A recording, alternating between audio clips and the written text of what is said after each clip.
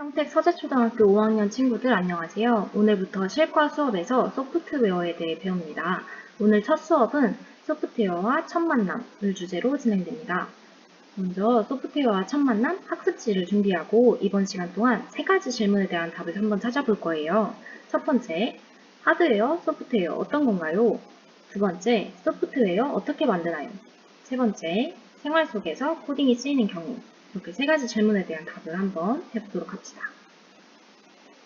선생님이 사진을 보여줄 건데 이 사진에 비교해보면서 한번 선생님이 질문에 한번 답을 해볼게요.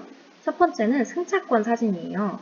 예전에는 사용했지만 현재는 교통카드를 대신해서 사용하고, 두 번째는 손편지 사진이에요.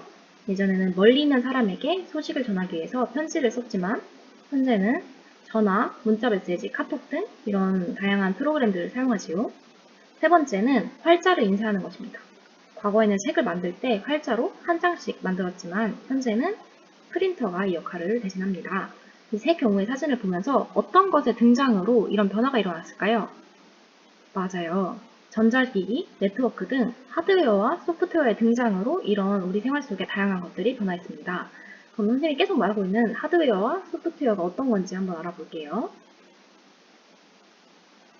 먼저 하드웨어예요. 이제 그 학습지 질문에 대한 답을 쓰면 됩니다. 하드웨어는 어떤 거냐면 만질 수 있는 기계 장치를 의미해요. 기계 장치. 이 하드웨어의 종류에는 우리가 컴퓨터를 사용할 때 필요한 마우스, 키보드, 스피커, 모니터, 프린터 등등이 있고, 이걸 하나로 합친 노트북이 있고, 또 여러분이 좋아하는 게임기와 스마트폰 등 다양한 전자기계들이 하드웨어에 속합니다. 그럼 소프트웨어는 뭘까요? 소프트웨어는 조금 의미가 길어요. 사람이 원하는 일을 하드웨어로 할 수 있게 컴퓨터의 언어로 명령을 내리는 프로그램을 의미합니다. 컴퓨터에 명령을 내릴 때는 우리가 사용하는 한국어나 영어처럼 이렇게 사람의 언어를 쓰는 게 아니라 컴퓨터가 알아들을 수 있는 언어가 따로 있어요. 이 부분에 대해서는 다음 수업 때 한번 다뤄볼 거고, 프로그램이라는 단어는 많이 들어봤을 것 같아요. 우리가 보통 사용하는 그림판이나 PPT 발표할 때 많이 쓰죠. 또 윈도우 프로그램들이 다 프로그램에 속하고, 또 여러분들이 핸드폰에 있는 아이폰이라면 iOS 소프트웨어 봤을 거예요. 또 갤럭시나 LG 핸드폰을 사용한다면 안드로이드나 아니면 이렇게 소프트웨어 업데이트 이런 걸 봤을 때 이게 다 소프트웨어에 들어갑니다. 또 이것 말고도 여러분이 많이 쓰는 카톡이나 페이스북 또는 게임 어플 등등 모두 다 소프트웨어라고 할 수 있습니다. 이것 말고도 더 다양한 게 있겠죠. 하지만 우린 여기까지만 한번 다뤄보도록 할게요. 그럼 이제 도대체 이 소프트웨어는 어떻게 만드는 건지 두 번째 질문에 대한 답을 한번 써볼게요. 소프트웨어와 프로그램은 이제 같은 말이라는 걸 알게 되었어요. 프로그램은 컴퓨터에게 알려주는 명령어들의 모음을 의미해요. 그래서 이 프로그램을 만드는 것은 프로그램에 ing, 뭐뭐 하는 것을 붙여서 프로그래밍이라고 하고, 컴퓨터 언어로 명령을 만드는 작업이라고 생각하면 됩니다. 이것과 같은 말로는 코딩이 있어요. 코딩도 컴퓨터가 이해할 수 있는 언어, 코드로 코드를 만든다 해서 코딩이라고 생각하면 돼요. 한 번 더 정리해보자면 프로그래밍과 코딩은 같은 말이고, 컴퓨터가 알아들을 수 있는 말로 명령어를 작성해 소프트웨어를 만드는 것이 프로그래밍입니다. 여러분 두 번째 질문에 그 표 첫 번째에 한번 써볼게요. 다음으로 넘어가서 이제 알고리즘에 대해서도 나와 있죠. 알고리즘은 이 명령어들을 문제를 해결하기 위한 명령어를 순서대로 나열한 것이 알고리즘입니다. 사실 말로만 듣다 보면 이해하기 어렵죠. 코딩에 대한 영상 하나를 보고 알아보도록 할게요.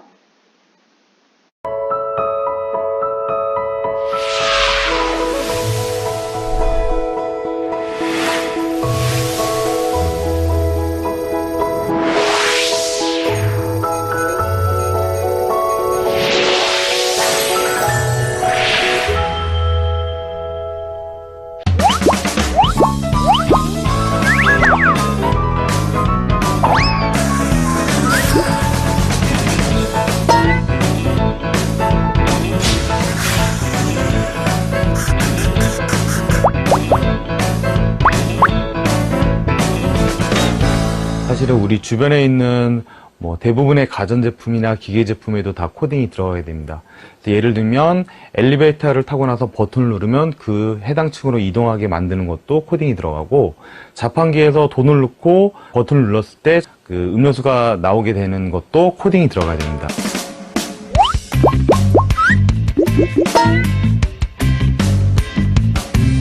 코딩은 어떻게 보면 컴퓨터한테 대화를 시도하는 하나의 언어, 도구, 수단이라고 볼 수 있거든요. 컴퓨터가 알아들을 수 있는 형태로 이제 그 언어를 작성하는 거라고 보면 되죠.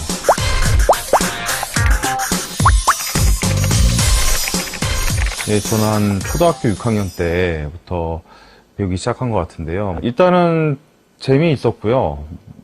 어렵다고 생각은 안 했던 것 같아요.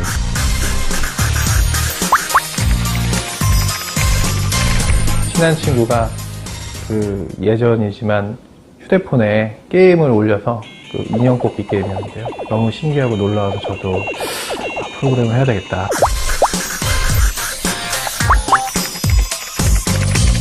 아주 어렸을 때 아버님하고 이제 버스를 기다리다가 그 앞에 오락실이 있었어요. 그래 아버님이 자동차 게임 되게 간단한 거였는데 그걸 이제 한번 시켜주셨거든요.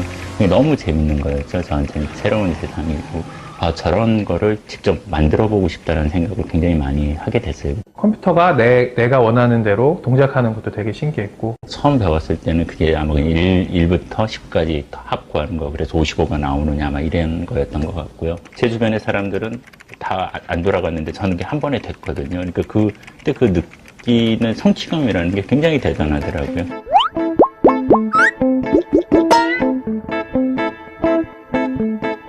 어떤 일에 우선순위를 둔다든지, 그 다음에 어떤 일을 동시에 했을 때 뭘 먼저 할 건지, 그런 조건들, 그런 것도 다 저는 알고리즘이라고 생각해요, 자기만의. 예를 들어서 탕수육을 조리할 때 일련의 방법이 있을 건데요. 같은 탕수육이라도 만드는 방법이 굉장히 여러 가지 있거든요. 기름의 온도는 얼마야 되고, 그다음에 뭐 고기를 먼저 다져야 되는지, 야채를 먼저 다져야 되는지, 그다음에 뭐 야채를 볶을 때는 또 어느 정도로 볶아야 되는지 굉장히 많은 방법들이 있죠. 그러한 방법들을 순서대로 정해놔서 그런 것들을 조리해내는 방법, 그런 것들도 알고리즘이라고 생각합니다.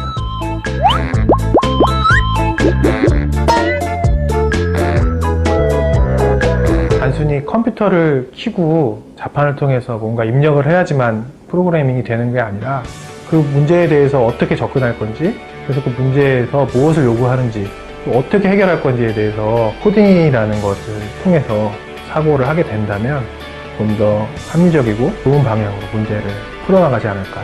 작가들이 글을 쓰는 것만큼이나 코딩은 사실은 아무것도 없는 상태에서 내가 코드를 다 이렇게 쳐가지고 만들어가지고 거의 무에서 유를 창조해내는 작업이라고 볼 수가 있거든요. 프로그래머가 조금만 더 창의적인 생각을 하면은 사람들의 시간을 많이 절약하고 좀 더 행복하게 만들어줄 수 있는 방법들이 많이 있습니다.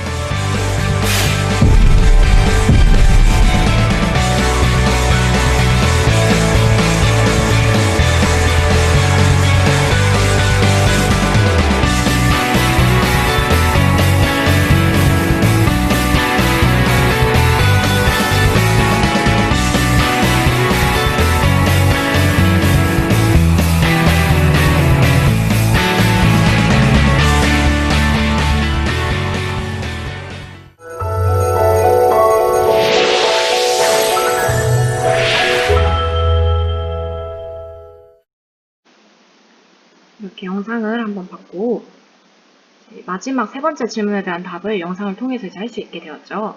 우리 생활 속에서 다양한 곳에 쓰이는 코딩이 있는데 엘리베이터, 자판기, 또 신호등, 냉장고, 스마트폰, 컴퓨터 등 아주 다양한 곳에서 사용된다는 걸 알 수 있었어요. 오늘 이렇게 세 가지 질문에 대한 답을 모두 찾아봤으니까 이번 시간은 이것으로 마치도록 할 건데, 학습지는 질문에 대한 답을 작성하고 나서 이제 과제를 제출해야겠죠. 과제 제출하도록 하고 우리는 다음 시간에 다시 만나도록 하겠습니다.